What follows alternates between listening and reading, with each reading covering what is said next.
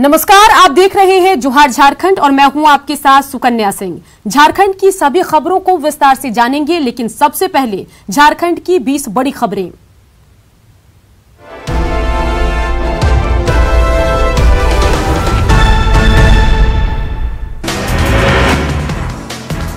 झारखंड में कोरोना मरीजों की संख्या 15,850 के पार। 24 घंटे में राज्य में मिले 734 नए मरीज। रांची में मिले सबसे ज्यादा 267 नए संक्रमित। 24 घंटे में 3 की मौत। अब तक 145 मरीजों की मौत।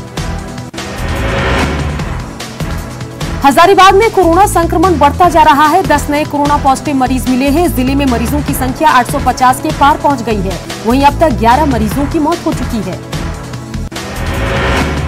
बोकारो में डीसी की गोपनीय शाखा के कुछ कर्मचारियों के कोरोना पॉजिटिव निकलने की खबर को उपायुक्त ने खारिज कर दिया है।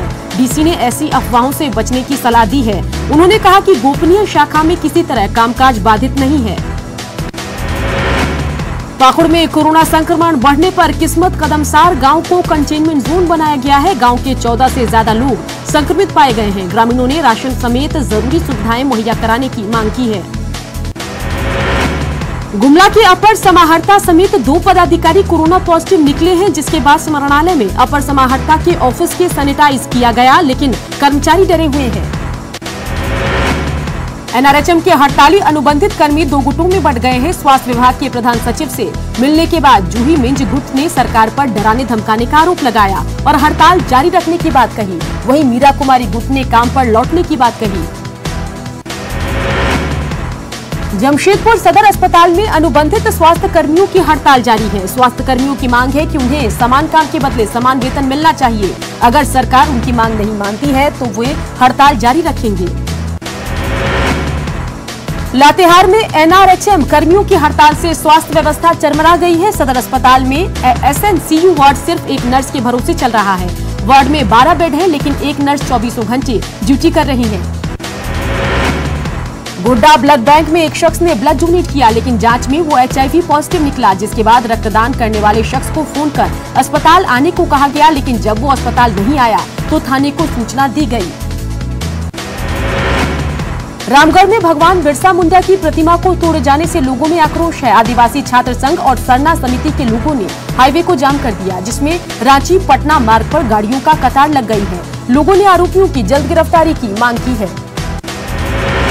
खूंटी के अड़की थाना क्षेत्र में तेज रफ्तार ट्रक पुल की रेलिंग से टकरा गया, जिसके बाद काफी देर तक ड्राइवर और खलासी ट्रक में फंसे रहे। बाद में दोनों को बाहर निकालकर अस्पताल भेजा गया। ट्रक खूंटी से जमशेदपुर जा रहा था। गोड्डा के पथरगामा में पावर सब स्टेशन बनकर तैयार है, लेकिन उद्घाटन नहीं होने से ये शुरू नहीं हो सका है। कार्यपालक अभियंता ने इसी महीने पावर सब स्टेशन के उद्घाटन की बात कही है। सरायकेला के सरकारी स्कूलों में वितरित किए जाने वाले किट में बड़ी अनियमितता सामने आई है। डीसी ने पूरे मामले में जांच के निर्देश दिए हैं।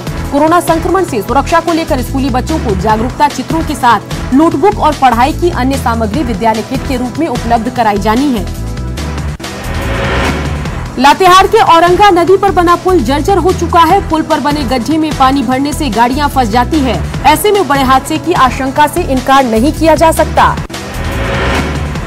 साहिबगंज में बंदरगाह के पास समदा जाने वाली सड़क का हाल बुरा है। इसी सड़क से स्टोन लदे ट्रक गंगा में जहाजों पर लादे जाते हैं। स्टोन से भरे ट्रक बड़े बड़े जहाजों से बिहार के अलग अलग जिलों में जाते हैं।